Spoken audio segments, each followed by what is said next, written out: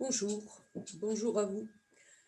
Nous arrivons au dernier cours et je dois vous dire que j'aurais bien aimé que nous soyons ensemble pour discuter, écouter vos impressions, juste même ce que vous avez pu lire sur cette Chine, ce que vous en pensiez. Malheureusement, nous ne pouvons pas le faire. Je dois dire qu'aujourd'hui, j'ai décidé d'enregistrer ce cours.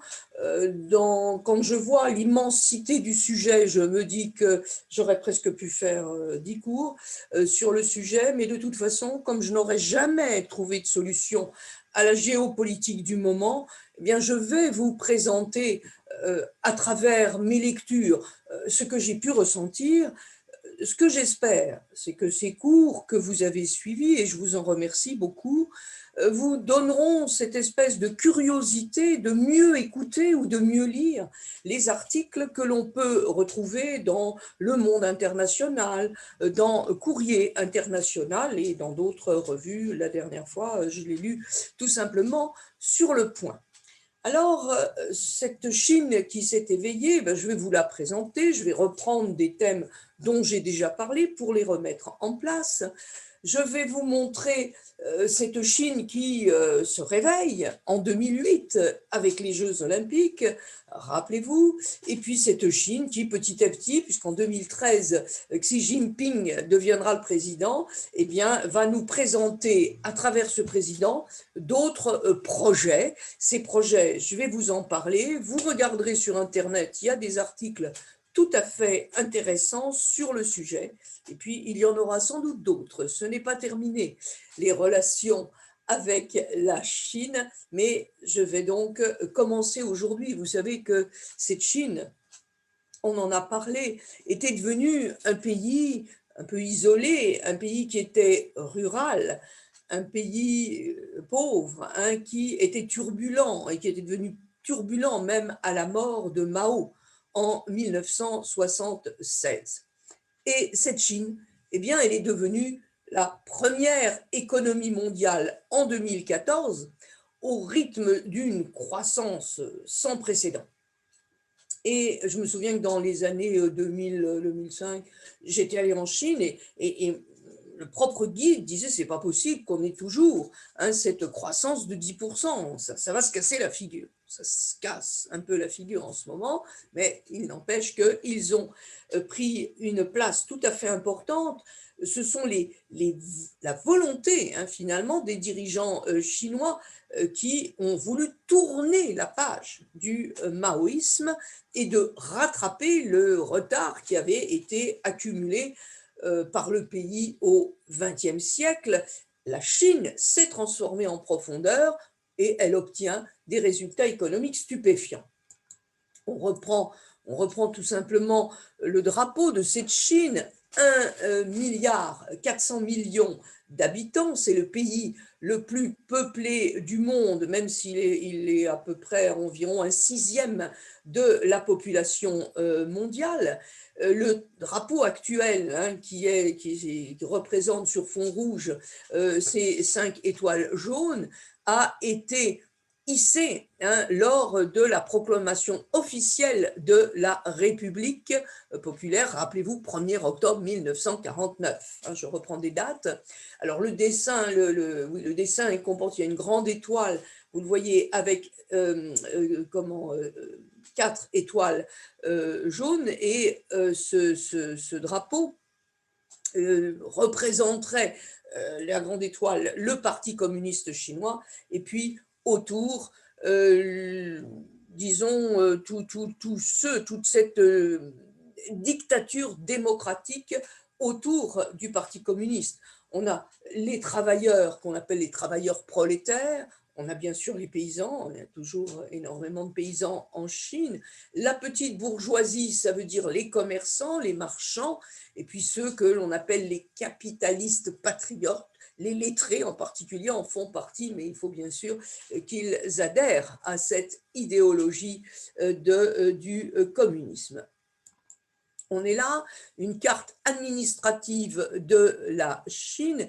Elle se présente, la Chine, comme une république socialiste, et elle exerce depuis 1997 un contrôle.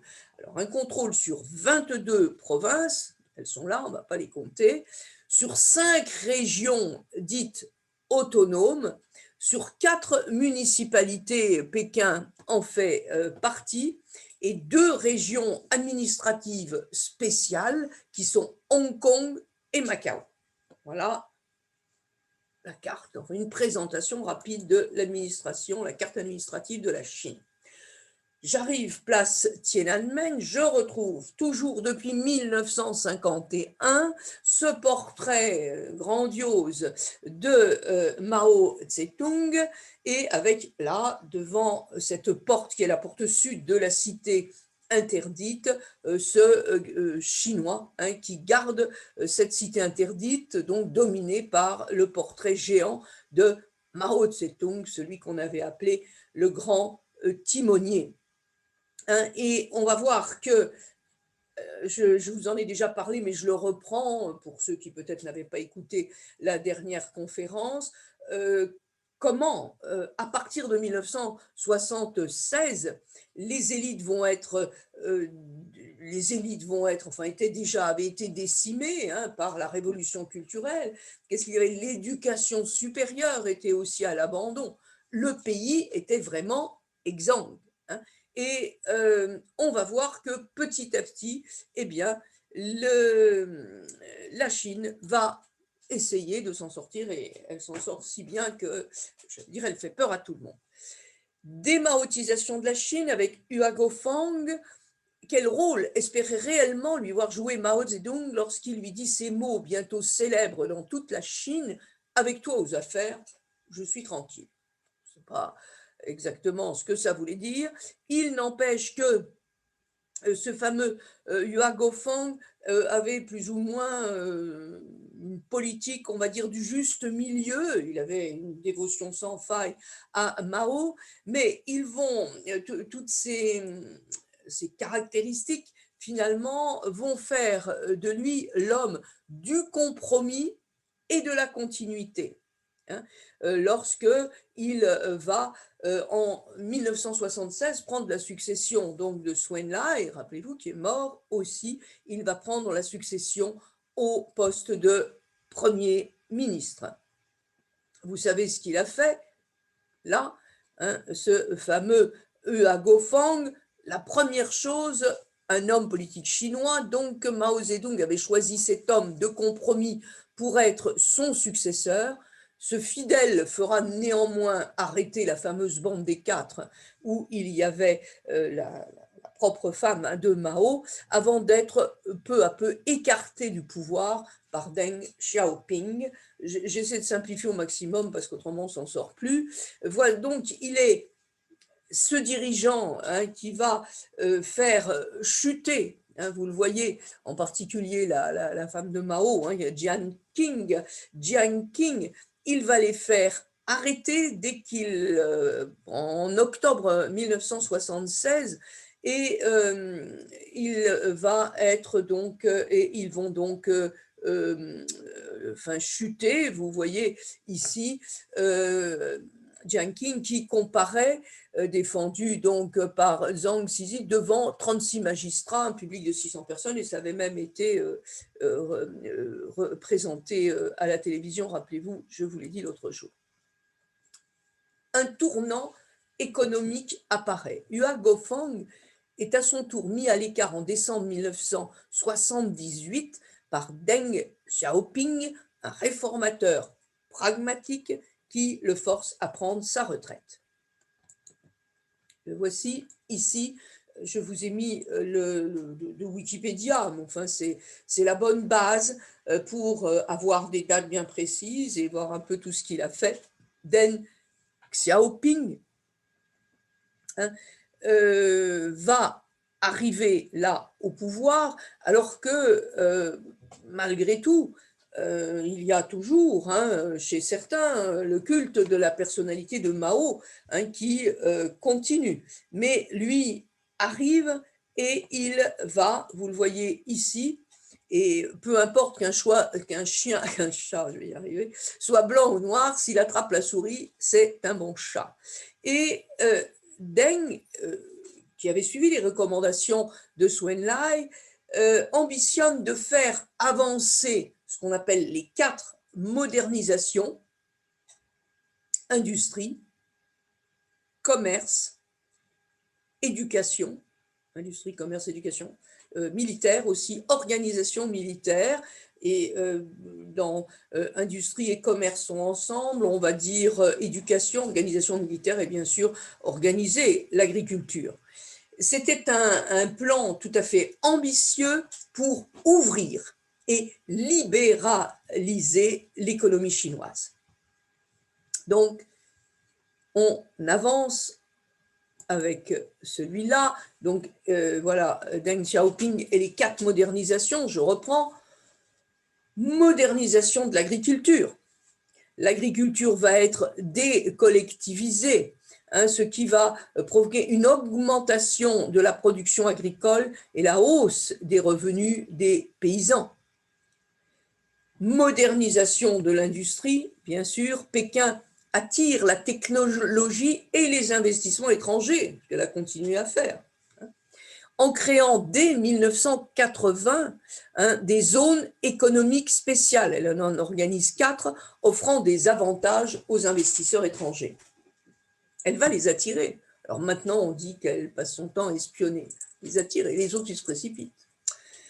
Modernisation des sciences et modernisation de la défense nationale. Je vous parlais de l'armée tout à l'heure. Et ça, c'est pour m'amuser, parce que je l'ai lu quelque part et je trouvais que c'était une petite boutade, mais allez, il faut y aller. Ne manque que la 5e modernisation, réclamée par les dissidents, on va en reparler, la démocratie. Il y a des contacts à ce moment-là avec en particulier les États-Unis. Jimmy Carter à Washington, en janvier 1979. Il va y avoir donc ces relations qui vont redémarrer, les relations diplomatiques entre les États-Unis et la République de Chine. C'est une ouverture commerciale qui s'est réalisée et qui passe par une ouverture internationale. Vous voyez, on a donc la mort de Mao 76, et à partir de 80, on parle des 30 glorieuses, parce qu'il va y avoir à peu près jusqu'en 2010 ce moment où elle va complètement sortir de ce monde très fermé qu'elle avait pu connaître. Alors, l'objectif des rencontres, c'était un objectif commercial, mais aussi politique, parce que la Chine voulait sortir de son isolement diplomatique. On a autre encore, ici on est en 1984, vous voyez, les relations vont se poursuivre entre Ronald Reagan et Deng Xiaoping. Ils vont instaurer tous les deux simultanément de nouvelles politiques économiques qui bouleversent d'ailleurs leurs pays respectifs. Finalement, les États-Unis, qui sont considérés comme la grande puissance capitaliste, vont mettre en œuvre une politique néolibérale pour justement faire le commerce avec cette Chine qui, elle, cherche à s'insérer dans le commerce économique mondial en adoptant ce qu'on appelle le socialisme de marché. Ce socialisme de marché, c'est une doctrine qui se trouve à mi-chemin entre communisme et capitalisme.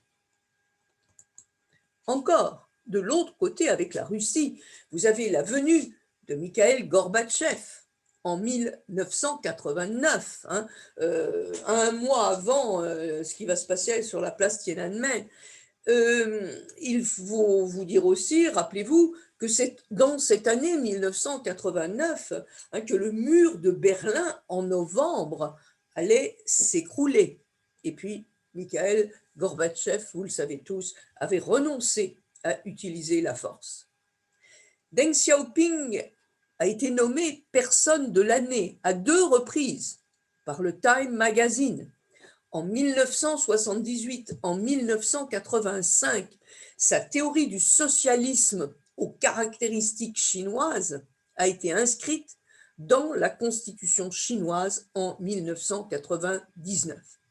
Donc, il est décédé en février 1997, juste avant la rétrocession de Hong Kong à la Chine. On en parlera un petit peu. Il avait 92 ans quand il est mort, Deng Xiaoping.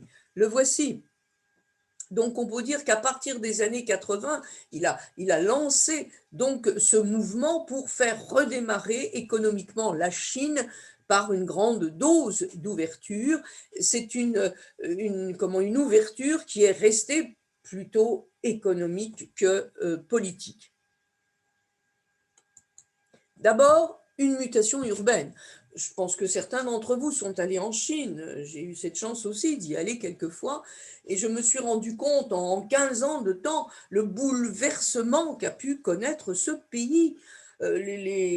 Tout simplement, les hôtels, l'hôtellerie, comment elle était dans les années 2000 et comment je l'ai retrouvée dans les années 2015. Il y avait eu des travaux énormes de confort, de propreté, de mise aux normes. Et on va voir un petit peu parce que là aussi, depuis les années 1980, il y a eu un essor sans précédent de l'urbanisation, donc entamé dès les années 1980, et il va y avoir plus de 100 villes qui dépassent le million d'habitants à l'heure actuelle.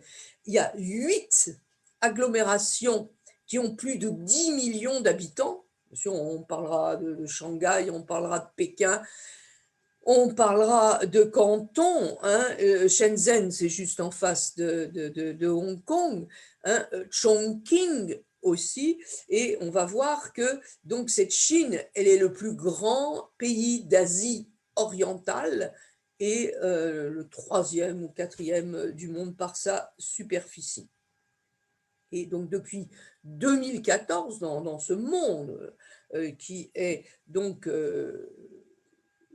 avec une population tout à fait importante, eh bien, dans la Chine populaire, le PIB depuis 2014 est le plus élevé du monde. Shanghai. Pour vous faire un petit peu rêver, vous rappeler des souvenirs, je vous fais aller un peu dans les villes principales, Shanghai, Pékin, j'en ai pas été en voir beaucoup, d'autres, mais Shanghai. Sur la côte centrale de la Chine, Shanghai est la plus grande ville du pays, mais aussi le centre financier international, 27 millions d'habitants. On dit que Chongqing est peut-être un petit peu plus grande, mais c'est vraiment Shanghai qui brasse avec tout son environnement le plus de population.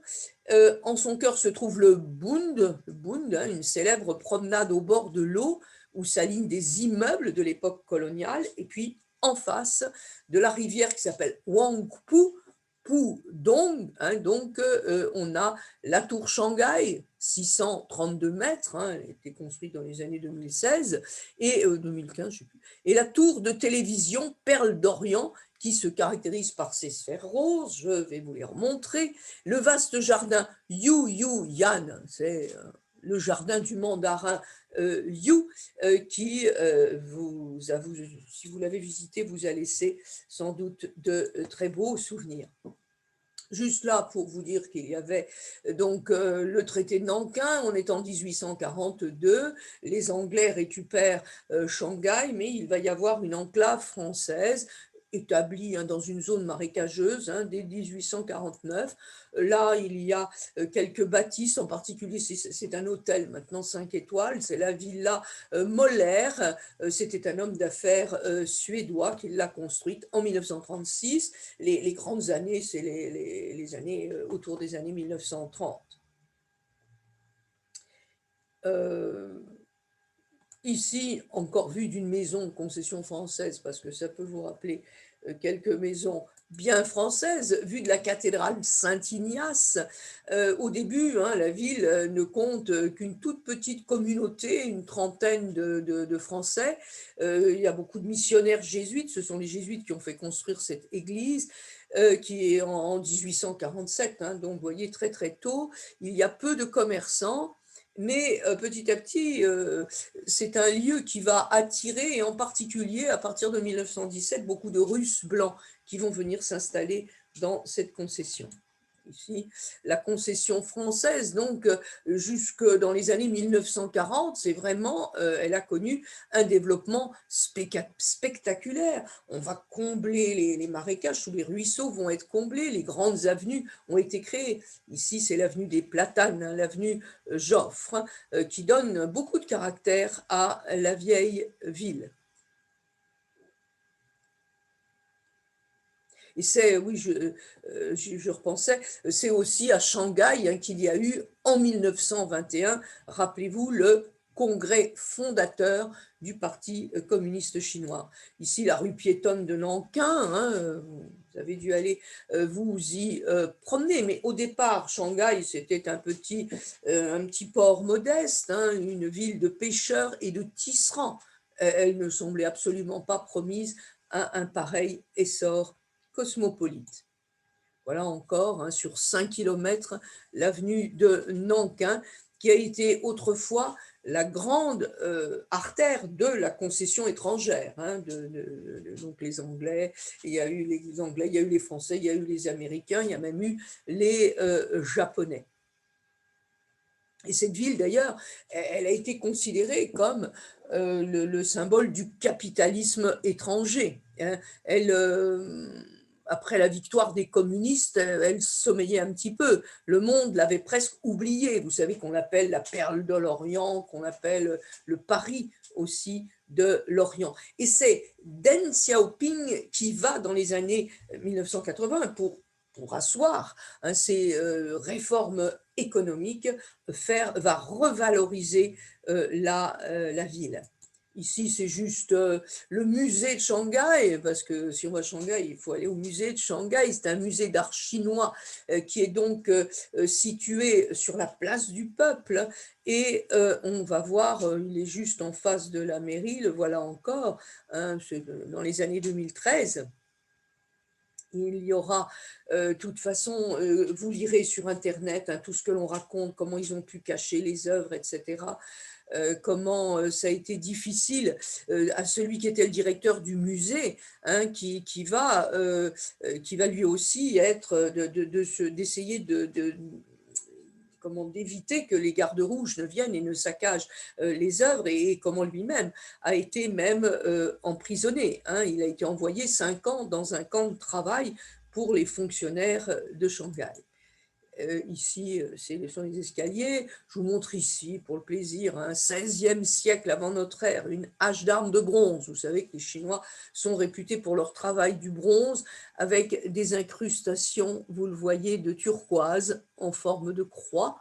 On est au 16e siècle, c'est la culture qu'on appelle la culture d'Erlitou. Ici encore un vase en bronze.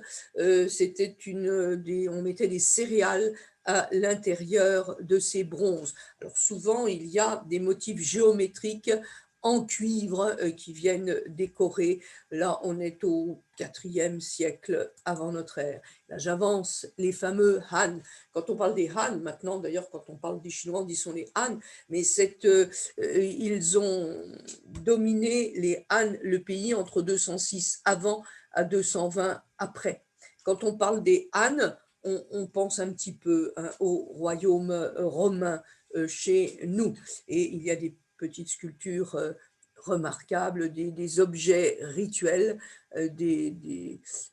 comment, qui sont très, très raffinés de cette période des Han. Également, une urne funéraire, vous voyez, en céladon. On se retrouve avec de nombreux personnages qui sont ici accolés au couvercle de l'urne, et puis vous avez un décor qui est moulé ici sur la panse. Là, on est IVe siècle. Là encore, c'est des ornements de jade, hein, importance du jade, vous voyez, du jade à décor de feuilles de vigne. Je vous ai mis quelques objets, mais vraiment. Et là, parce que ça c'est vraiment connu, c'est la fameuse dynastie, la dynastie Tang de 7e à 10e siècle de notre ère. Hein, et elle est tout à fait connue pour ses céramiques. Vous avez un cavalier sur son cheval, c'est ce qu'on appelle une céramique, rappelez-vous, Mingyi. Ça veut dire aux 3 couleurs. Céramique Tang, hein, qui date donc du 8e siècle et qui se trouve au musée Guimet, celle-là. Là encore, on est au 8e siècle, c'est toujours Tang, hein, c'est un plat à offrande, mais c'est un plat à offrande, dit-on, qui est d'inspiration sassanide. Hein, ces sassanides qui vont ensuite être complètement absorbés par le monde musulman. Les sassanides sont les Perses sassanides, et là, on a copie justement d'un motif sassanide. Ici, nous sommes au XIVe siècle, et au XIVe siècle, rappelez-vous, c'est la grande époque où Marco Polo va venir, et il va, enfin au XIIIe siècle, fin XIIIe siècle, il va venir dans cette Chine, et il y avait à l'époque la fameuse dynastie Yuan, les Yuan, qui étaient des Mongols, hein, avec Kubilai Khan, le grand maître. Alors on est là au XIVe siècle, mais je vous montre aussi, parce que ça c'est important, un pot à pinceau, un pot à pinceau de lettré, et c'est une porcelaine, et comme nous on a les porcelaines de Limoges, eh bien quand on est en Chine, le lieu où l'on fabriquait les porcelaines, c'était la porcelaine de Jingdezhen. Jingdezhen, on a déjà parlé, mais ce sont des mots qu'il faut redire, et elles datent de la dynastie Qing, celle qui va être remplacée, hein, par la République chinoise en 1912 par Sun Yat-sen, rappelez-vous.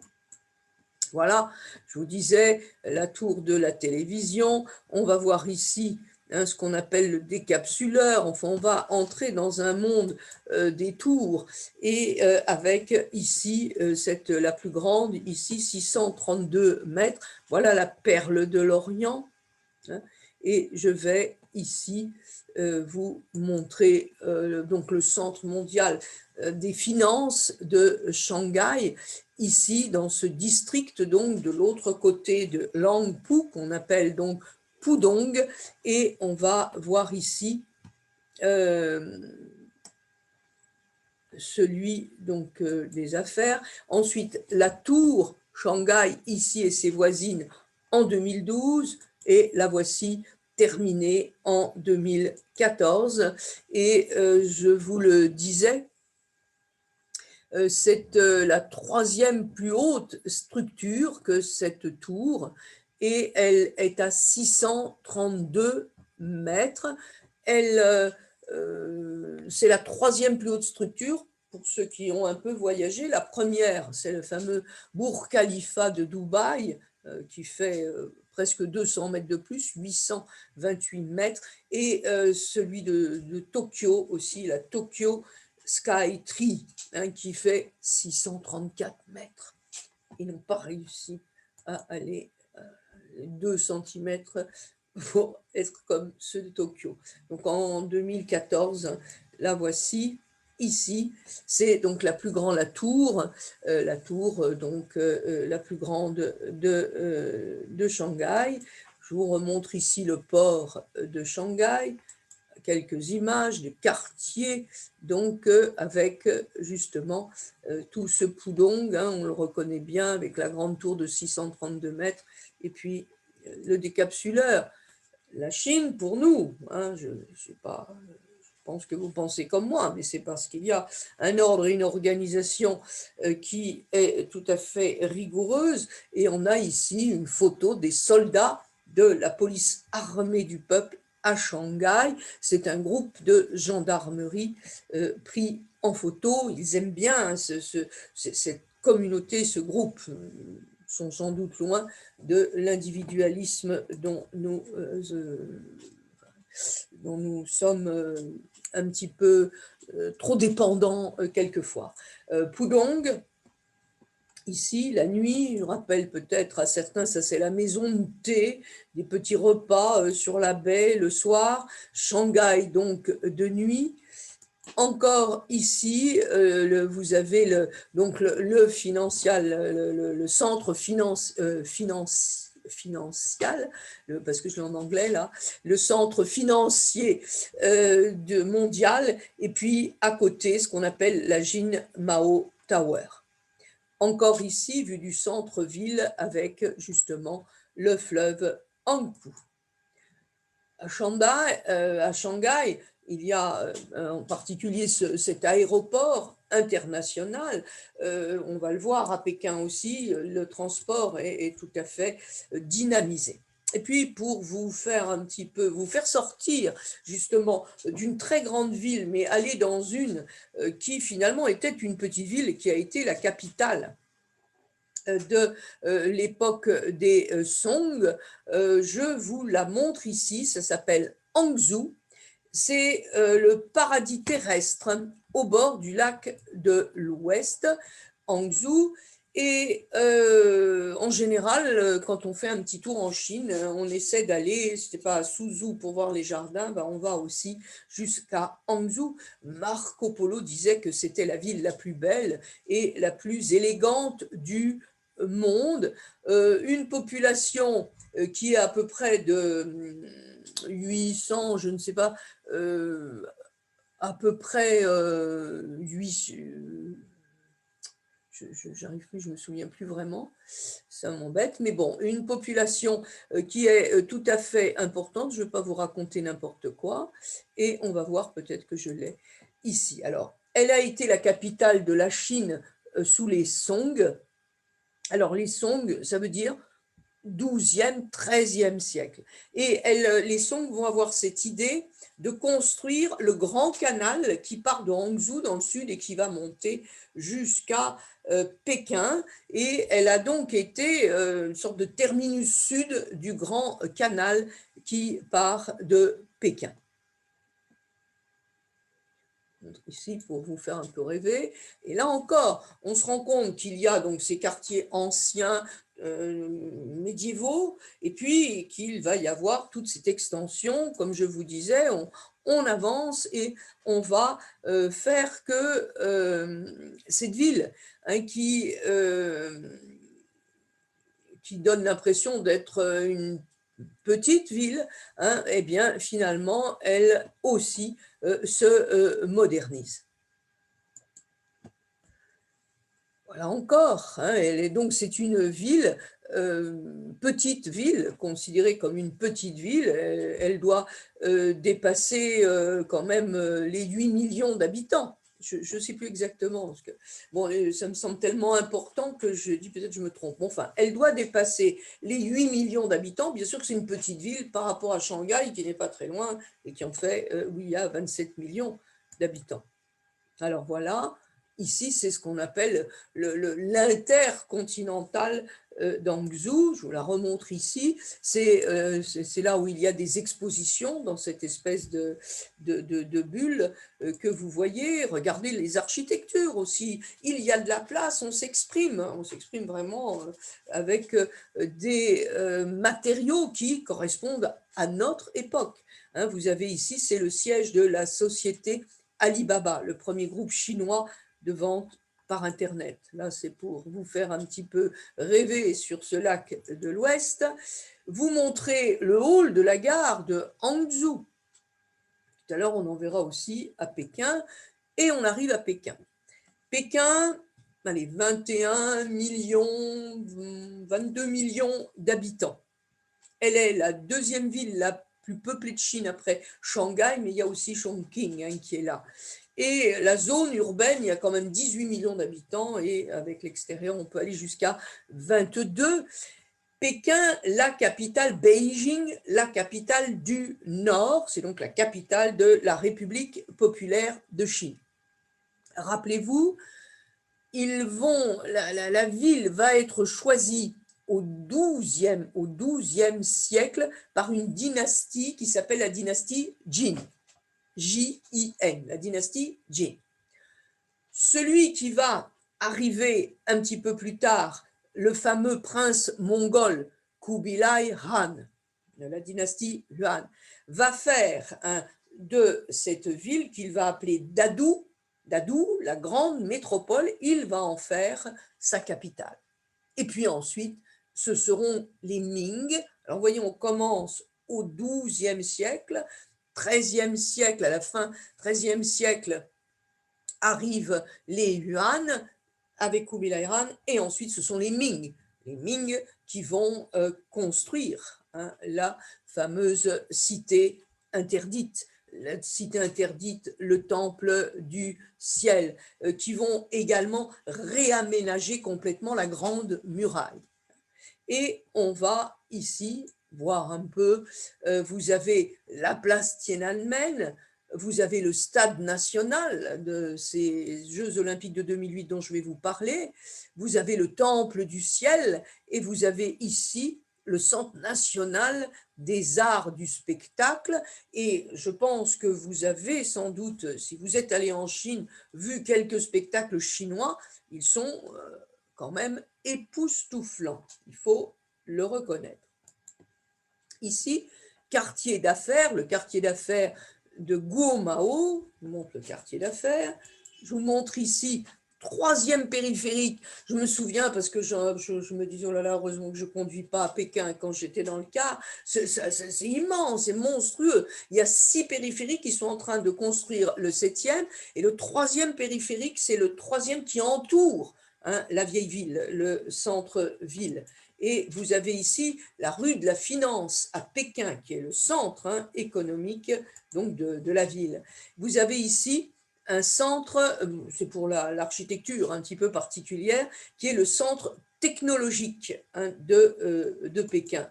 Et également, le siège de la télévision chinoise, c'est cette espèce d'arche que je vous montre là, que je vous remontre ici, c'est la tour donc à Pékin.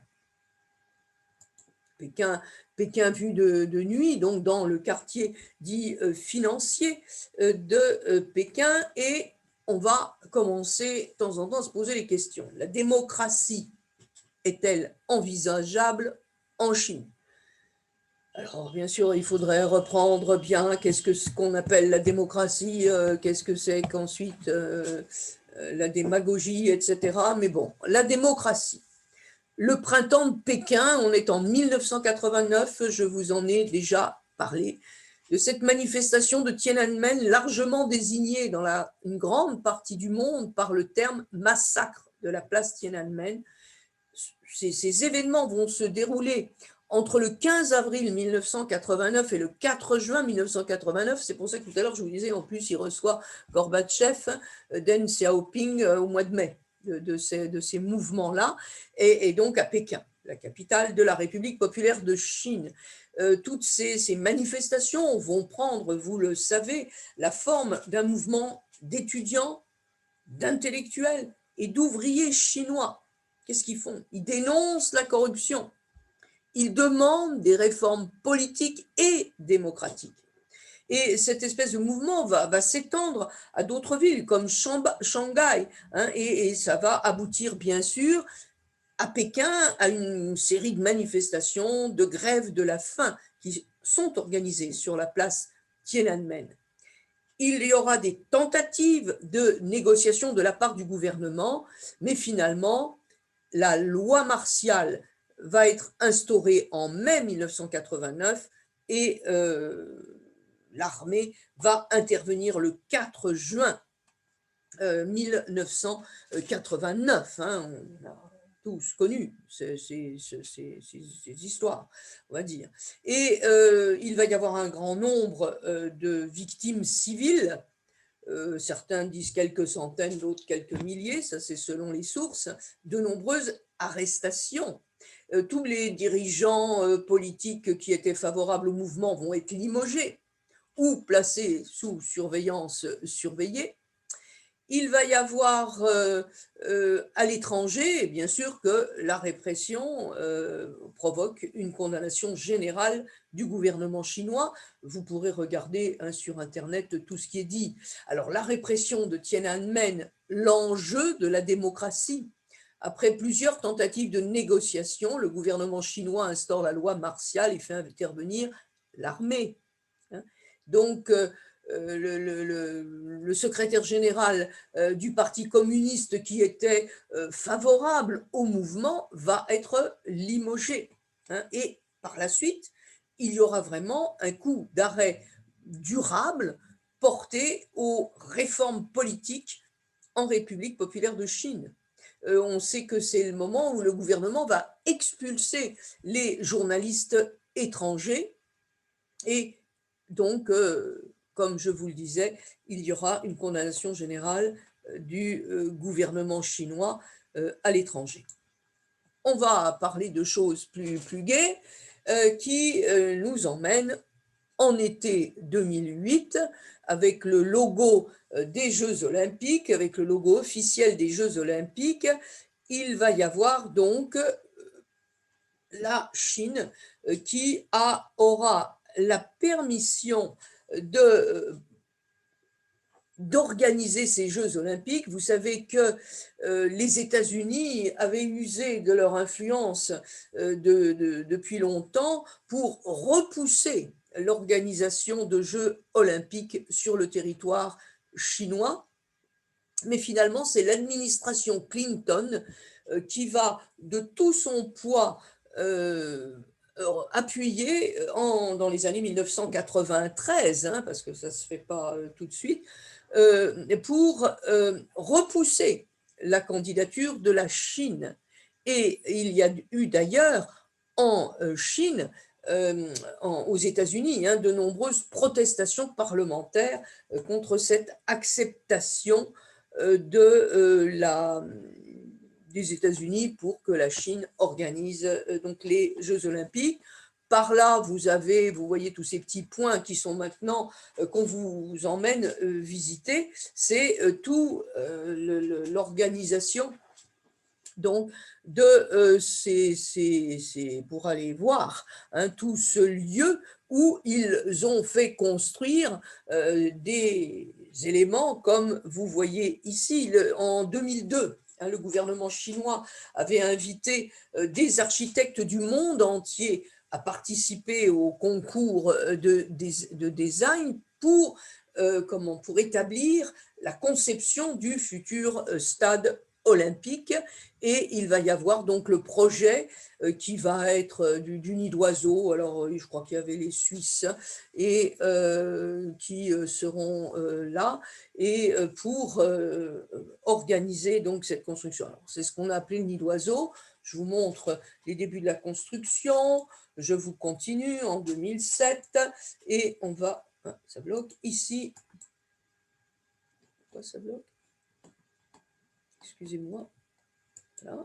Voilà, ici, donc, durant les Jeux olympiques, voici le stade national de Pékin, et je vous le remontre ici, vous le voyez, c'est le fameux nid d'oiseau, comme ils disent, et on dit que pour l'organisation de ces Jeux olympiques, finalement, la somme totale serait montée à 42 milliards de dollars américains.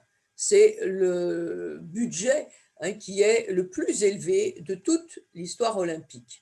Et voilà, on est donc, vous voyez, c'est à peu près cette enceinte qui offre une capacité d'accueil de 91 000 places pendant les Jeux olympiques.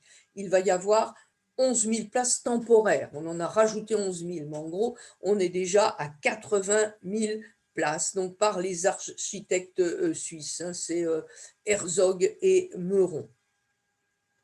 Encore un feu d'artifice durant la cérémonie. C'est un réalisateur chinois qui va concevoir la chorégraphie. Et le spectacle est axé sur la représentation de 5000 ans d'histoire de la Chine. Je vous montre ici toute la délégation de la République populaire de Chine. Elle est la plus grande délégation jamais envoyée dans l'histoire des Jeux olympiques. Il y avait 639 athlètes qui ont été envoyés. Je vous montre ici les 56 enfants censés représenter les différentes ethnies chinoises. Allez, un petit peu de danse, hein, démonstration des femmes chinoises lors de la cérémonie d'ouverture. Là aussi, regardez, on essaie de faire une danse comme si on dansait sur la terre. Le rassemblement donc des athlètes là au centre du stade, quand vous pensez au nombre, 91 000 personnes. Donc sur les sièges, mais là tous les athlètes, on a le représentant américain Bush qui salue la délégation américaine, la cérémonie de clôture des Jeux.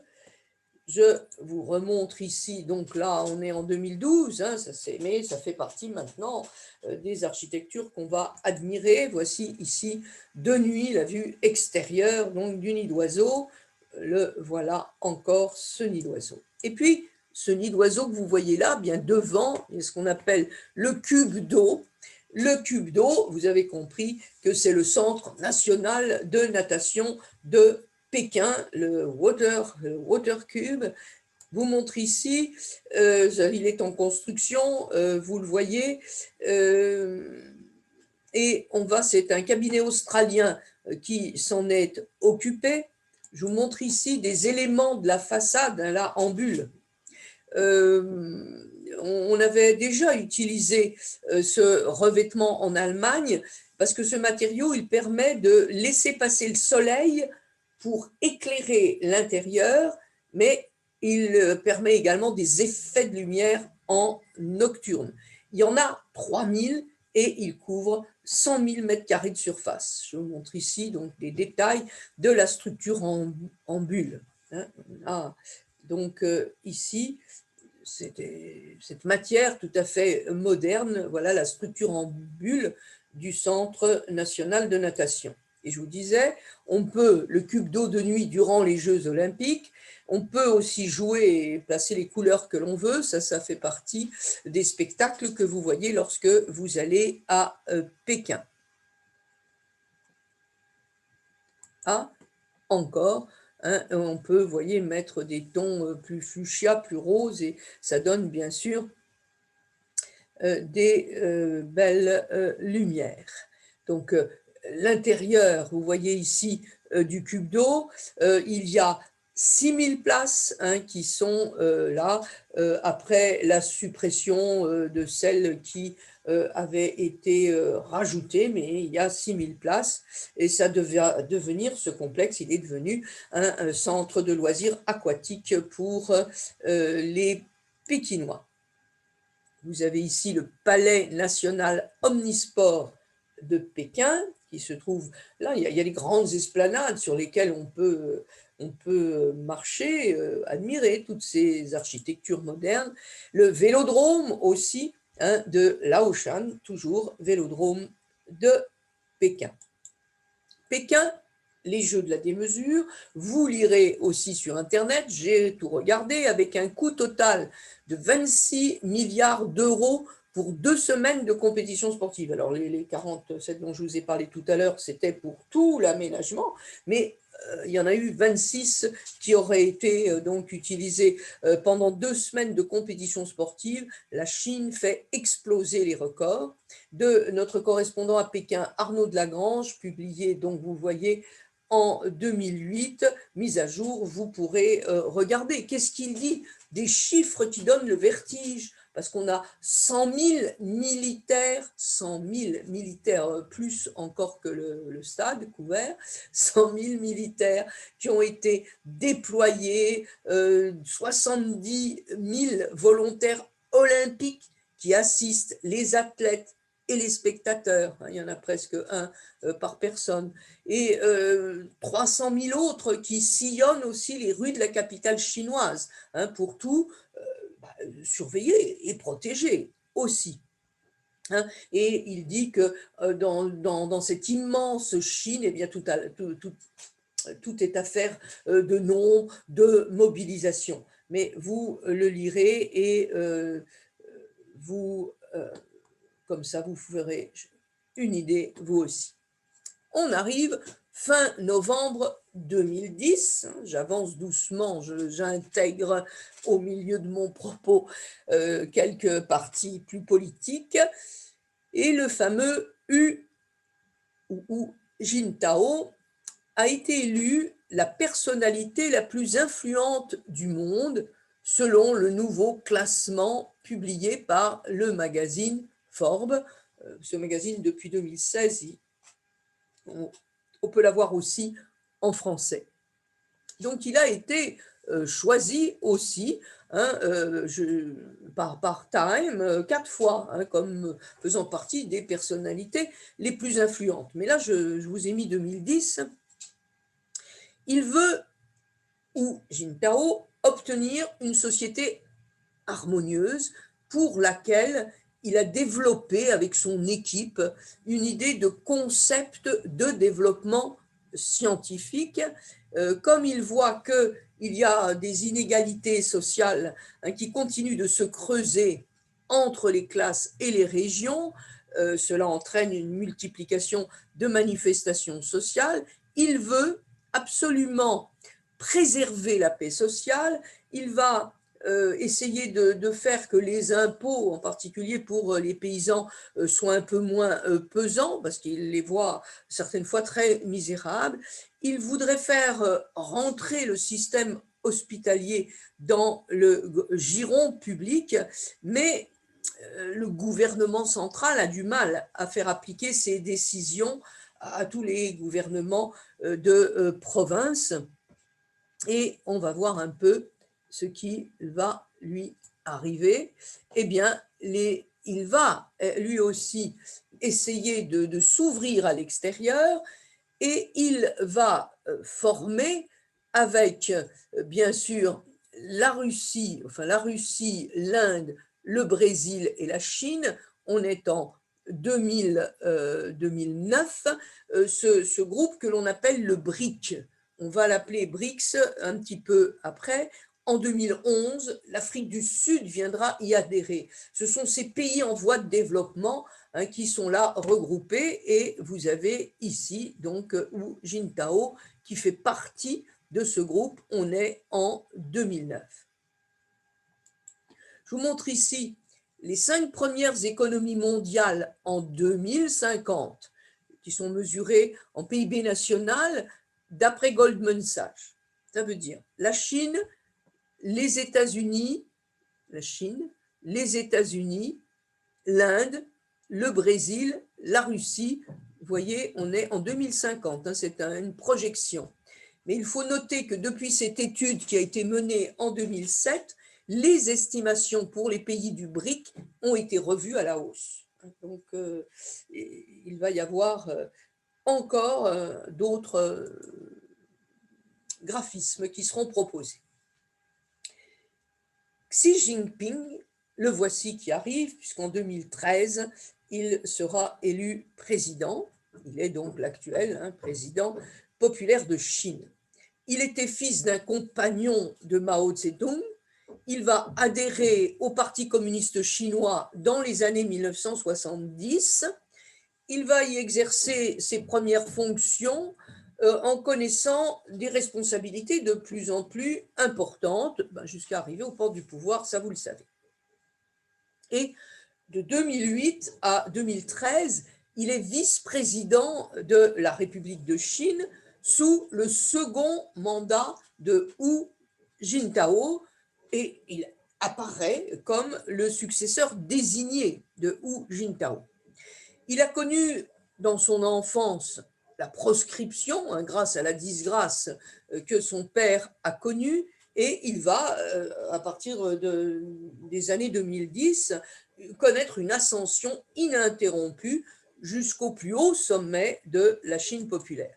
Alors, je vous montre ici, il est donc né dans le Shaanxi, on est en 1953, il y aura la disgrâce de son père Xi Tsongxun en 1962, et il entre en 1974 au Parti communiste. Ici, réhabilitation de Xi Jinping du père, réhabilitation du père, après la mort de Mao, il y a eu de nombreuses réhabilitations. Il sera gouverneur du Fujian en 1999. En 2007, il entre au comité permanent du bureau politique du Parti communiste. En 2012, il est secrétaire général du PPC et on va voir que en 2013, donc vous voyez, il y a eu un siècle de république et juste c'est pour mémoriser, hein, et juste en 2013, eh bien, arrive Xi Jinping qui va en mars 2018 être réélu président de la République. La mainmise donc de Xi Jinping sur le Parti communiste chinois. Les congrès du Parti communiste chinois réunissent les délégués de ces quelques 80 millions d'adhérents. Ceux-ci renouvellent le comité central qui comprend 200 cadres élus pour 5 ans. Ces derniers élisent les 25 membres du bureau politique qui désignent dès lors les 7 membres du comité permanent, l'organe exécutif du parti. Il était représentatif des différentes tendances existant dans le parti et pouvait donc être le cadre de débat sur les orientations politiques à suivre pour la Chine. Cependant, une règle limitant à 68 ans l'âge pour y siéger a permis à Xi Jinping de se débarrasser des représentants de la vieille garde et d'y placer des cadres fidèles lors du 19e congrès du mois d'octobre 2017.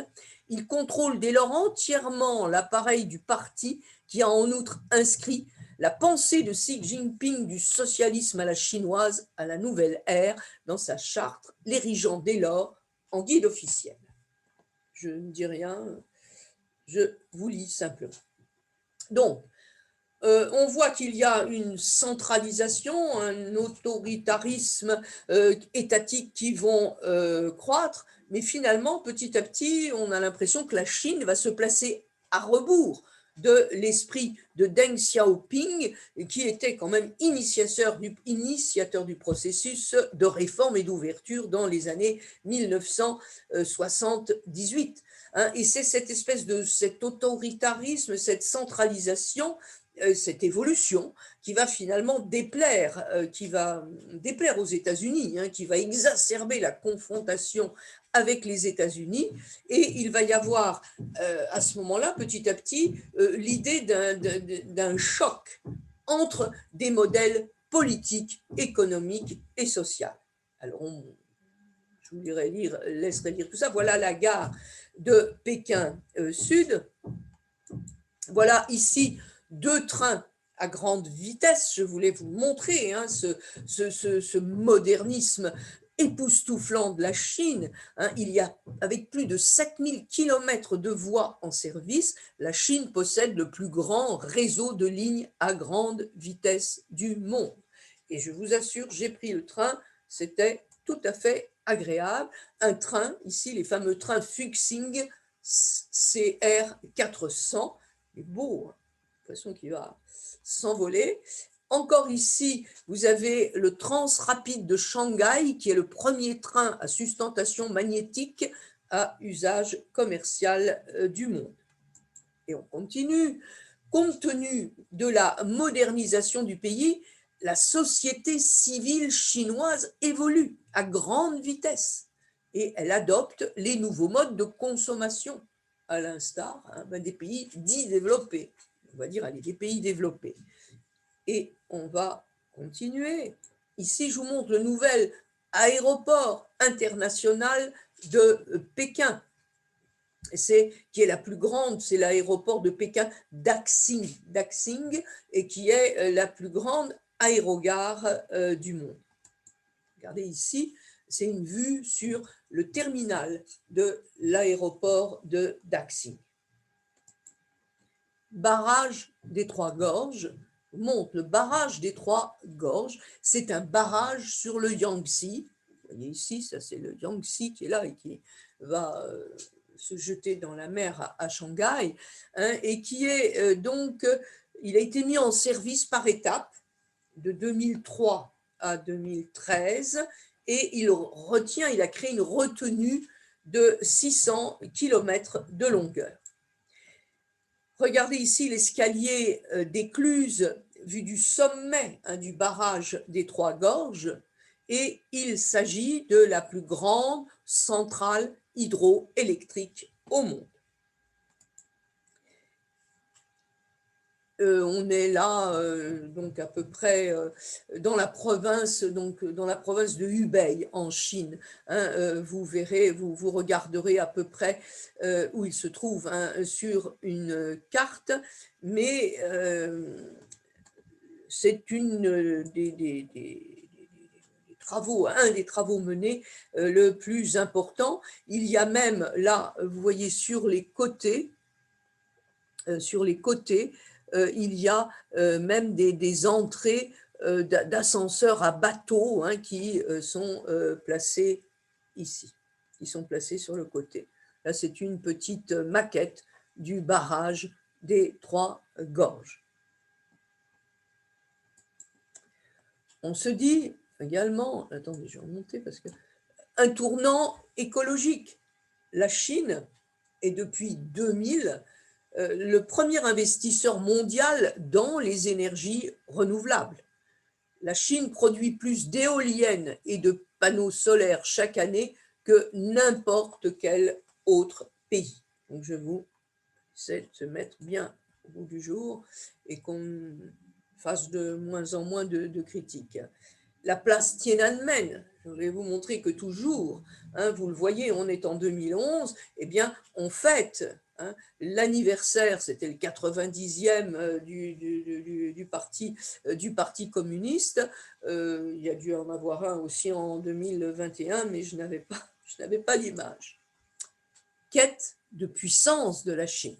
Qu'est-ce qu'on peut dire? C'est le Pont d'Or. Le Pont d'Or de la route de la soie, qui a été récemment installé, j'aurais pas dû mettre de E, dans le parc olympique de Pékin, parce que c'est pas la route de la soie, c'est le Pont d'Or. Mais bon, allez, petite plaisanterie, mais c'est pas toujours facile quand on se relit, même de voir les fautes. En tous les cas, il va y avoir une idée, la grande idée, donc vous regarderez ça aussi, c'est que vous avez ici déjà ce groupe qu'on appelle donc le BRICS en 2014, je vous en ai parlé tout à l'heure, du rapprochement de 4 pays au vaste territoire, le Brésil, la Russie, l'Inde, la Chine, l'Afrique du Sud. Et ces pays en voie de développement donc se sont regroupés. Ici, vous voyez les dirigeants des BRICS réunis en 2016 à Hangzhou, la ville élégante de Marco Polo, que je vous ai rapidement montré tout à l'heure, Michel Temer, Narendra Modi, Xi Jinping, Vladimir Poutine, Jacob Zuma. Donc, ce sont ces pays qui se sont regroupés, ces pays qui représentent quand même la moitié près de la moitié de la population mondiale et plus de 20% du produit intérieur brut mondial. Et depuis 2011, ils se réunissent pour un congrès annuel. Route de la soie, la nouvelle OPA de la Chine sur le monde. Alors, j'ai pris des titres qui étaient sur Internet. L'ouverture de nouvelles voies ferroviaires et maritimes vers l'Europe. Et le grand projet de Xi Jinping, il vise à exporter le modèle de développement chinois. Si l'Occident n'y prend pas garde, son influence va encore reculer.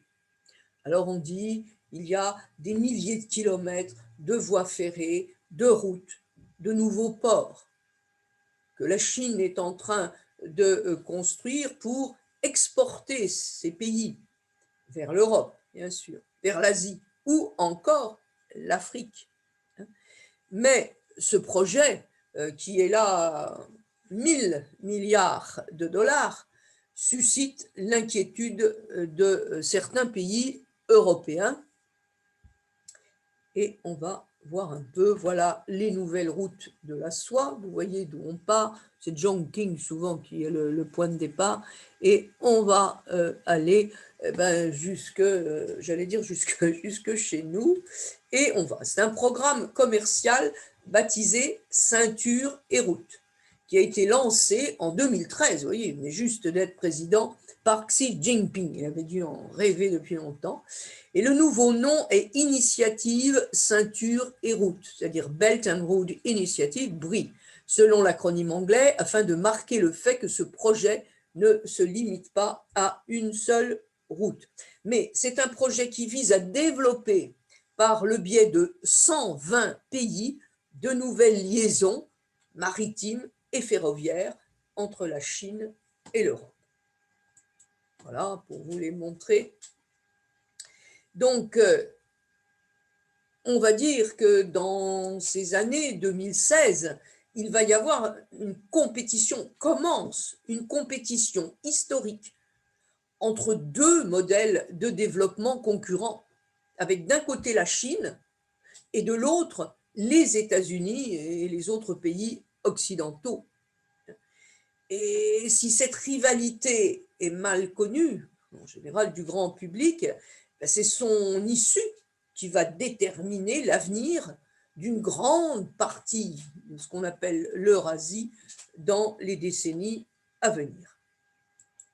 Voilà encore, afin d'accueillir cette fin de semaine les représentants d'une soixantaine de pays, la Chine a décoré sa capitale Pékin de bannières faisant la promotion de son projet « Une ceinture, une route ».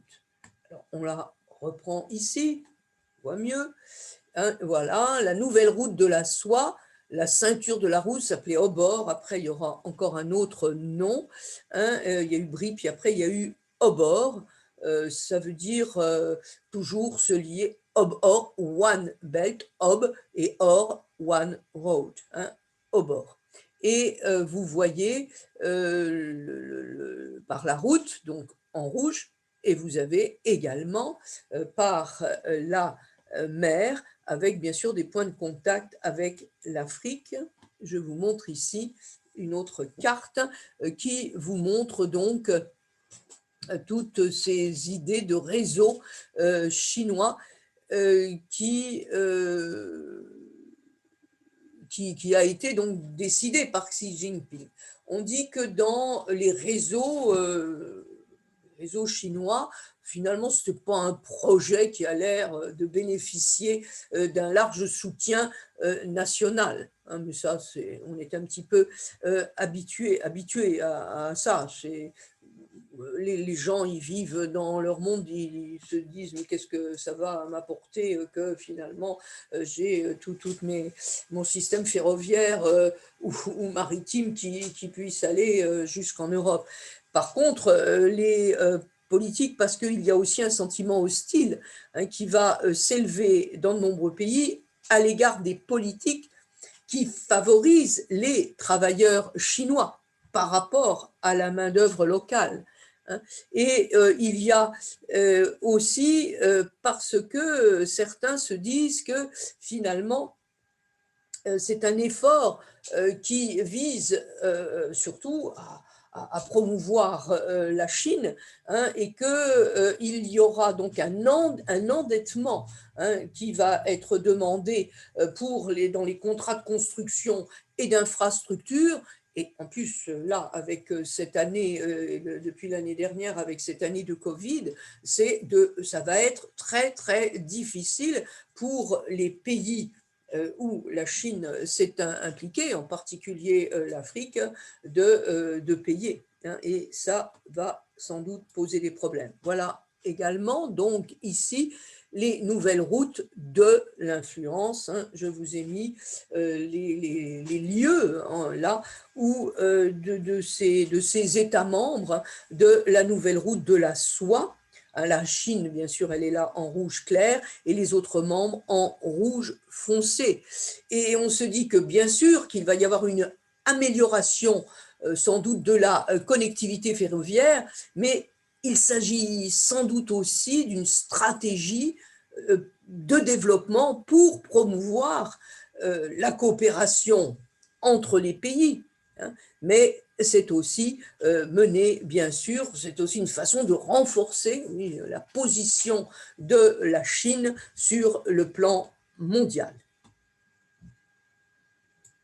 Voici donc la vision de Xi Jinping qui ouvre pour lui la voie de la prospérité. Et on continue. Le réseau, donc une ceinture, une route. Je vous remontre encore le réseau. Vous regarderez, hein, il y a des articles tout à fait intéressants.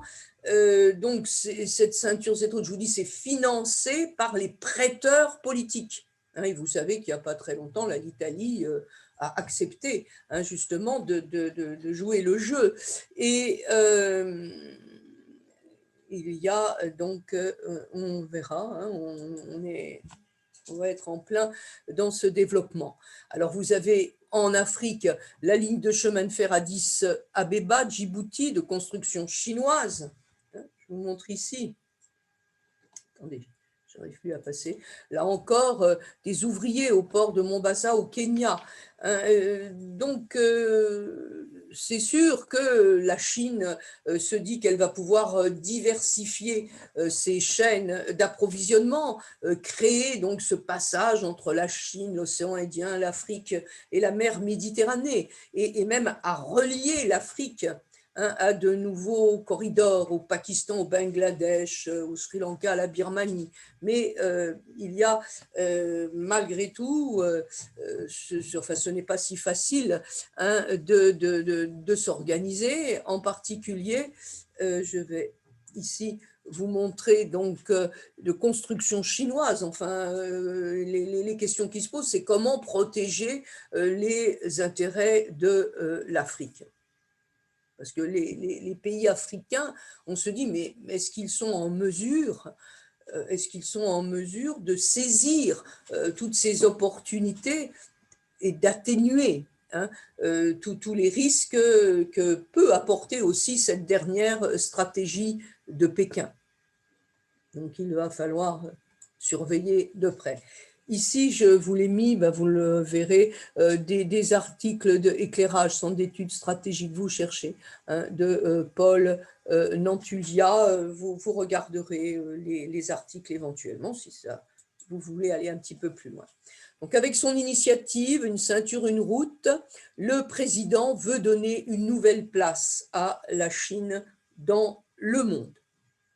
Donc, en 2019, hein, je vous le disais, l'Italie va s'associer aux routes de la soie, ce qui, d'après les Américains, donne une légitimité à l'approche prédatrice de la Chine en matière d'investissement. Il y a donc là encore quelques problèmes qui vont être soulevés.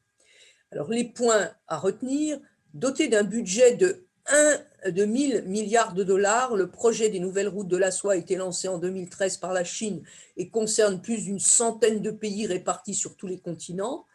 Au-delà de la dimension commerciale, ce projet titanesque est également le reflet de la volonté de Pékin de diffuser un message idéologique à travers le monde.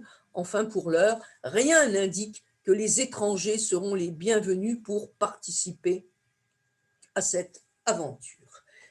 On dit que quand ils viennent, ce sont les Chinois qui font les travaux. On ne veut pas spécialement participer les gens du pays. J'aime cette petite image, hein. Vous voyez la terre chapeautée avec le chapeau chinois qui reprend le drapeau que je vous ai montré tout à l'heure, un plan titanesque qui donne l'impression, hein, comme le dragon chinois qui va dévorer le monde. Ici, vous voyez des invités dévoilent les éditions anglaises et françaises d'une compilation des discours du président Xi Jinping sur l'initiative de la ceinture et de la route lors d'une cérémonie de lancement à Beijing en 1919. Vous voyez, ils sont tout contents, tout a été même traduit, hein. On a le slogan du rêve chinois et maintenant on a le programme des nouvelles routes de la soie, mais tous ces programmes sont liés à Xi Jinping. Je vous montre ici une magnifique décoration de florale qui avait été faite pour le deuxième forum des nouvelles routes de la soie le 23 avril. Hein, de l'année dernière. Hein.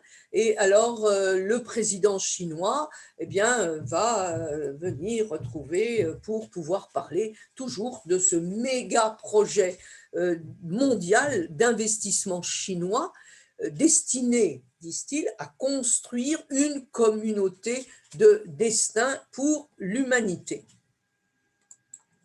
Ici, des officiels chinois qui sont menés par Xi Jinping face à une délégation économique néerlandaise. Je veux dire, ils essaient de vraiment s'ouvrir, de fréquenter un peu tout le monde. Comme je vous ai dit qu'il y avait des projets ferroviaires, il y a également ici, vous voyez, sur des chemins de fer qui sont euro-allemands, tous ces containers-là sont donc des containers chinois. Après, peut-être qu'ils vont rouler sur leur propre rail.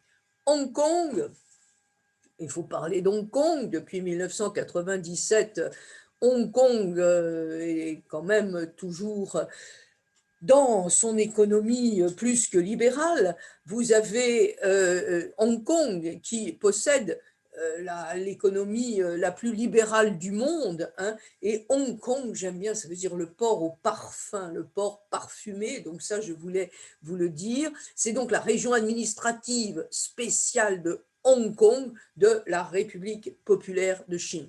À peu près 7 millions d'habitants et qui habitent là. Et donc, c'est l'économie qui est considérée comme la plus libérale au monde. Donc, elle est la 3e place financière après New York et Londres. Là encore, Hong Kong, pour vous montrer quelques vues. Vous savez que donc Hong Kong maintenant a obtenu de la République populaire de Chine un haut degré d'autonomie et au moins, dit-on, jusqu'en 2047, soit 50 ans, hein, donc après le transfert de la souveraineté. Voilà encore le bâtiment du Parlement de Hong Kong. Le pont aussi, ça c'est pour faire un peu rêver, cette beauté quand même des paysages de la Chine. Et depuis un an, Hong Kong traverse sa crise la plus grave depuis sa rétrocession à la Chine le 1er juillet 1997. Les tensions entre les manifestants et les autorités chinoises montent d'un cran depuis la promulgation de la loi controversée sur la sécurité nationale, mardi 30 juin, donc ça, l'année dernière. Vue nocturne de l'île de Hong Kong, hein, je vous montre ici, avec en arrière-plan, obligé ici, le port Victoria et Kowloon, hein, de l'autre côté de la rive, puisque Hong Kong c'est une île, et vous avez ici encore une vue, mais c'est toujours pour vous montrer tous ces gratte-ciel, tout ce monde vraiment 20e, 21e siècle, hein, qui nous est présenté. Là encore, c'est la nouvelle ville, ça s'appelle la nouvelle ville, cet endroit. Ici, c'est la côte nord de l'île de Hong Kong, et ici, séparé de l'île, hein, par le port, là, ici, ça s'appelle Kowloon. À Hong Kong, les manuels d'histoire sont réécrits par Pékin. Et dans les nouveaux ouvrages disponibles dès septembre, le régime chinois a révisé plusieurs faits historiques, explique Courrier International. Donc, je vous y renvoie. On parle également parce qu'il y a une discipline très très grande à Hong Kong. Je me souviens qu'il y avait des amendes qui étaient données pour ceux qui laissaient un petit mégot sur la plage. Hein. Le guide nous disait que c'était très, très sévère, mais très discipliné, mais finalement, c'était pas plus mal hein, pour le bien-être de tout le monde. Ça, je vais dire, de temps en temps, j'aimerais bien que ça soit un petit peu aussi plus surveillé chez nous. Mais il disait, là aussi, pour le Covid-19, les mesures étaient tout à fait drastiques, hein, la quarantaine imposée à tous les arrivants de Chine, etc. Et on continue, on va aller faire un petit tour à Pékin.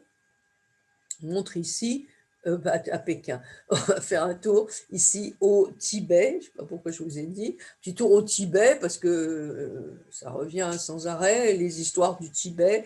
Tibet, Lhasa, le palais de Potala, hein, tourisme, le décor, enfin je vous ai mis ça. La Chine et le Tibet, c'est une longue histoire. Hein. Le Tibet est agité de troubles depuis fort longtemps. Alors vous savez que on dit que c'est sous les Yuan, justement sous Kublai Khan, donc on est au XIIIe siècle, qu'il va y avoir des liens entre Kublai Khan et les religieux de ce Tibet.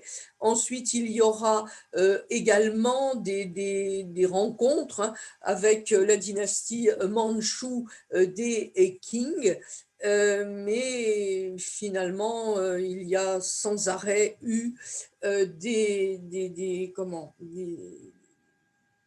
garnisons, des administrateurs chinois et des garnisons qui se sont installés au Tibet, et en particulier à partir du XVIIIe siècle.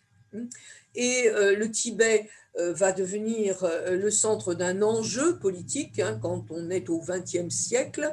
Il y aura l'Angleterre, la Russie, les Britanniques voulaient ouvrir des voies commerciales au Tibet. Ils vont d'ailleurs pénétrer au Tibet en 1904 et vont aller jusqu'à Lhasa. Enfin, il va y avoir, c'est finalement, donc le Dalai Lama va partir, et c'est quand il y aura l'effondrement de la dynastie Qing en 1911 qu'il va revenir au Tibet pour proclamer l'indépendance de son pays. Alors, depuis, vous voyez ici le fameux Tenzin Gyatso, qui est le 14e Dalai Lama, en compagnie de Mao Tse-tung et de celui qui est le 10e Panchen Lama à Pékin. On est en 1954, parce que ensuite, en 1959, eh ben, le Dalai Lama va s'en aller. Comment je vous l'ai mis, ce Dalai Lama, il va partir après jusqu'en Inde à partir de 1959, Mao le faisant quitter toute la région. Il est considéré, ça veut dire océan de sagesse, hein, océan de sagesse, et il est donc considéré comme comment dire, comme un bodhisattva, le bodhisattva de la compassion, hein, le Avalokitesvara du monde du bouddhisme. Il va dire qu'il ne s'occupera que de religion. Vous savez qu'en 89, il a réussi à avoir le prix Nobel de la paix. Il va décider que lui ne s'occupe que de religion, il ne veut plus s'occuper de politique. Mais enfin, vous avez un Tibet là présenté, ça fait une belle photo bucolique. Il n'empêche que les fermiers tibétains continuent à travailler dans leur monde. Le Parti communiste chinois, lorsqu'il a mis la main sur le Tibet, a prétendu avoir libéré le Tibet, oui, de l'esclavage, de la noblesse esclavagiste, mais les paysans, hein, vous voyez la majorité du peuple, ils sont liés à la terre, hein, et ils vont, on les voit ici, donc encore là, labourage au Tibet, c'était pour vous, pour vous reposer de tous ces conflits de l'humain. Et on va ici, alors les questions qui se posent, vous savez, est-ce qu'on peut parler d'un véritable génocide au Tibet, hein, selon la formule d'ailleurs du Dalai Lama? Et pourquoi la Chine est-elle aussi intraitable au Tibet, hein? Au fond, quel est l'enjeu? Ben, l'enjeu, d'abord, c'est placé, l'Angleterre l'avait bien vu, bien placé pour les voies de commerce, les voies stratégiques aussi. Et puis, c'est aussi un endroit où il y a des minerais, une terre qui est riche, il y a des richesses minières importantes, hein, mais surtout, ce sont là un endroit où il y a les 10 plus grands fleuves de l'Asie qui prennent leur source, et vous savez tous de plus en plus l'importance que l'eau va prendre sur notre terre. Donc, c'est peut-être une des raisons pour lesquelles les Chinois n'ont pas du tout envie de quitter le Tibet, cette région autonome du Tibet.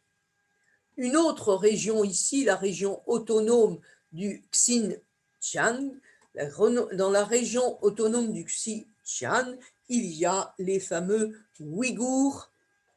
Et là aussi, autre question, je vous les montre ici, ces Ouïghours. Je me souviens que quand je suis allée en Chine, le guide ouïghour, le guide Han, n'avait pas voulu venir l'écouter. Et le guide ouïghour me disait, de toute façon, ces Chinois, ils n'ont qu'une idée, c'est venir chez nous, prendre nos femmes parce qu'elles ont les yeux verts. Je vous le dis comme il me l'avait dit. Et depuis, c'est vrai que, et puis c'est cette espèce d'opposition de mon guide chinois qui m'avait dit non, non, je ne viens pas écouter l'autre, qui m'avait un peu surprise. Maintenant, c'était peut-être particulier à ces deux guides, mais je ne comprenais pas. Mais c'est vrai qu'on est, vous voyez, même les visages, là, certains dans un autre monde. On a l'impression que c'est un autre monde. En tous les cas, le monde international, donc répression des Ouïghours, hein, je vous ai parlé des Laolai, on en a parlé des Laogai, mais je ne vais pas reprendre, mais un documentaire de la chaîne d'État chinoise justifie la condamnation à mort de responsables Ouïghours. C'est un documentaire de la chaîne chinoise.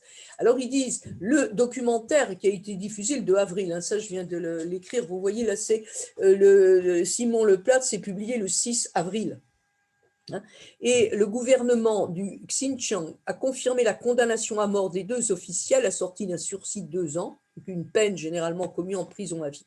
Ces anciens responsables ont été arrêtés entre 2017 et 2019 au début d'une vaste campagne de répression au Xinjiang qui a vu l'internement en camp de rééducation, puisque c'est comme ça qu'on appelle maintenant, de plus d'1 million de Ouïghours, Kazakhs et autres membres de minorités musulmanes. Après avoir nié l'existence de ces camps, la Chine les présente désormais comme des centres de formation professionnelle. On en a déjà parlé. La Chine, j'avais envie un petit peu d'aller vers la conclusion, mais il n'y aura jamais de conclusion. Donc, vous voyez, on peut continuer à se retrouver pendant fort longtemps, mais la Chine est donc l'une des plus anciennes civilisations du monde. Rappelez-vous, elle est citée comme la plus ancienne civilisation continue, hein. Elle trouve son origine dans la vallée du fleuve Jaune, puis après elle s'est étendue vers le sud, hein, avec au sud du Yangtze-Kiang, rappelez-vous, puis vers l'ouest, avec les premières incursions des Han pour aller sous les Tang jusqu'à la mer Caspienne. Et on va avoir cette Chine, elle a été divisée, elle a été réunifiée, elle a été reconquise par des étrangers, donc les Mongols, toujours au XIIIe siècle, et les Mandchous au XVIIe siècle. Encore cette Chine, qu'est-ce que je vais vous dire, elle a connu une période néolithique, des âges des métaux plutôt tardives, par rapport à l'Anatolie, par rapport à la Mésopotamie, mais elle a été le foyer de nombreuses innovations, on va dire, la boussole, le papier, le billet de banque, la poudre noire, ça c'est tout à fait important, on le sait. Elle va être l'un des... Elle est là, elle va nous proposer son économie socialiste de marché où capitalisme et contrôle politique autoritaire se côtoient. Et ça, c'est d'une façon qui est tout à fait spécifique. Hein.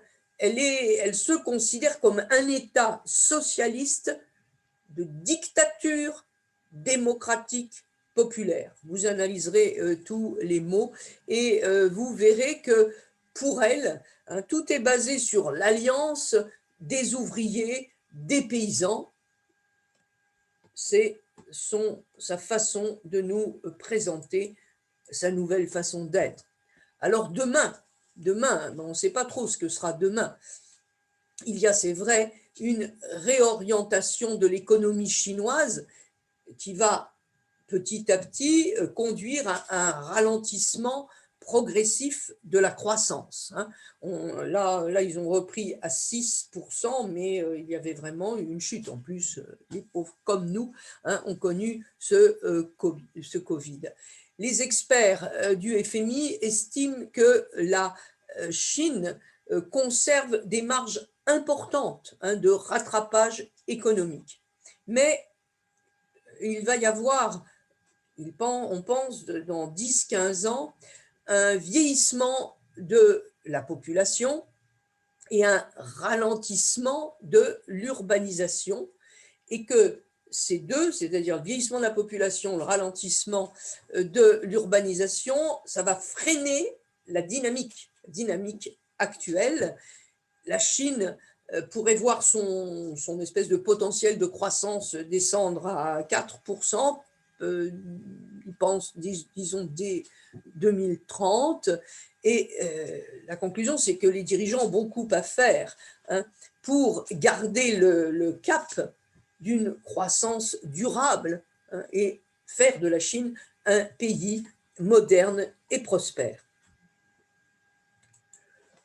Le jour où la Chine commandera, je vous le conseille, c'est tout à fait agréable de lire et de se remettre un petit peu dans l'ambiance de cette géopolitique tout à fait actuelle.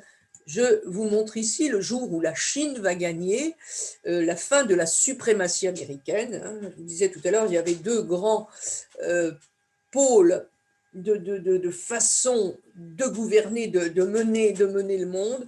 Eh bien, celui-ci, le Shishor Mahboubani, nous parle d'une Chine gagnante.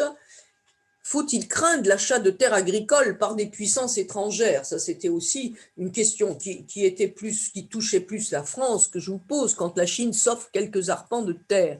Dans le fond, que la Chine, où vit 20% de la population mondiale, mais qui ne dispose que de 9% de terres arables, veuille renforcer ses sources d'approvisionnement, c'est logique. Alors, il paraît que dans l'Indre, elle a acheté des terres, qu'elle cultive le blé, mais ce n'est pas le blé pour les gens de l'Indre, c'est pour envoyer le blé en Chine, où ils font la farine et leur pain. La même chose pour les vins. Donc, c'est vrai que ça fait un petit peu peur. Je ne veux pas trop rentrer dans des discussions politiques, mais vous comprenez que cette mainmise peut créer quelques soucis. J'aime bien les petites images, alors je les vois là, le sommet Europe-Chine, les espèces de fourmis qui ont du mal de temps en temps à accorder leur violon, on va parler comme ça, et puis cette espèce de dragon fourmilier qui est là avec de très belles, vous voyez, il a des belles écailles, c'est comme un tatou, des tatous, et puis avec les étoiles qui sont là. Et j'aime bien, il faut organiser la riposte, mais attention quand même de rester fair play, petit jeu de mots à ce qui se passe en ce moment. Regardez ici, route de la soie, le tapis rouge, avec une espèce de boîte d'où sortent des mains, dont on est tous complètement emballés et aussi empaquetés, et on déploie le tapis rouge pour le dragon chinois, et il y a toujours le drapeau. La Chine veut être le moteur de la croissance mondiale et un leader économique en Asie. Le pays croit que si elle aide les autres pays à se développer, ces pays dépendront davantage de la Chine ça doit lui permettre de gagner en influence. Tom Miller, hein, Le rêve asiatique de la Chine. Je vous ai mis quelques phrases. Et là, on y va. Bon, j'ai mis Trump en fond.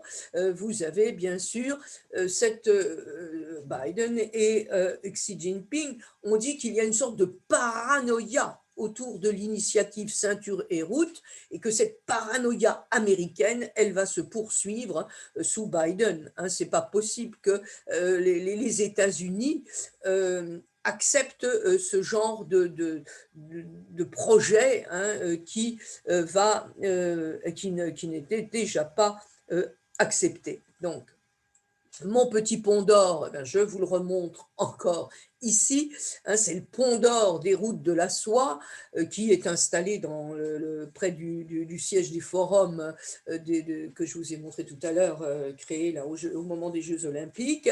Hein, donc une ceinture, pardon, une route, et c'est, dit Xi Jinping, ce projet qui doit permettre une croissance économique et un développement équitable.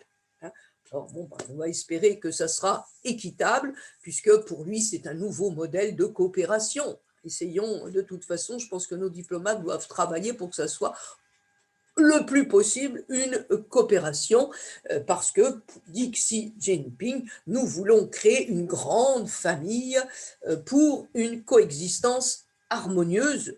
Tout le monde le voudrait. Alors, il va y avoir la rencontre entre l'équipe de Joe Biden et les chefs de la diplomatie chinoise qui s'est passée en Anchorage. Je peux vous dire qu'il faisait très, très froid à Anchorage et c'était une température qui n'incitait guère à se lancer, hein, dans de grandes discussions. Les discussions ont été animées. Donc, la Chine-États-Unis, rencontre glaciale en Alaska. C'est un article, vous pourrez aussi essayer de le retrouver. L'équipe de Joe Biden a rencontré les chefs de la diplomatie chinoise pour la première fois. Les discussions ont été tendues. Et je vous dis ici, les États-Unis ne sont pas qualifiés pour dire qu'ils veulent parler à la Chine en position de force. Voilà ce que dit un diplomate chinois. On a eu d'autres histoires, hein, aussi en France, hein, je n'ai pas repris. Alors, écoutez ça, vous n'avez pas de leçon de morale à nous donner. Nous parlons d'égal à égal. Votre système de gouvernement ne suscite plus l'envie du monde. Tout était dit dans la réplique des Chinois jeudi 18 mars à Anchorage aux reproches que formulaient leurs hôtes américains. Ouïghours, Hong Kong, Taïwan, cyberespionnage, mer de Chine et autres manifestations d'une Chine répressive à l'intérieur, agressive à l'extérieur. J'en ai terminé tranquillement. Vous voyez, il va y avoir les vacances, alors vous avez le temps de peut-être lire ce livre, Histoire de la Chine, hein, comme vous avez la vidéo, vous pouvez reprendre et essayer de le retrouver. Celui-ci est intéressant, il vous reprend toute l'histoire de la Chine. Ces deux, alors si vous êtes allé à Shanghai ou si vous aimez Shanghai ou si vous aimez un petit peu la nostalgie de ce moment où on l'appelait la Paris de la Chine, hein, Shanghai, et puis aussi celui-ci, La Chine est le monde, EST, j'ai trouvé que l'idée du titre était très bonne. C'est un essai sur la sino-mondialisation qui peut-être peut vous intéresser dans vos lectures de vacances. Merci à vous de m'avoir écouté, d'avoir d'une certaine manière participé, hein, à cette année qui a malheureusement pas pu nous faire nous rencontrer, mais j'espère qu'elle va vous donner, puisque vous pouvez garder les vidéos, quelques points d'ancrage dans cette civilisation. Nous n'avons pas fini d'en parler. Je vous remercie beaucoup et surtout continuez à être bien prudent, hein, parce que on ne sait pas trop avec tous ces mutants, on ne sait pas du tout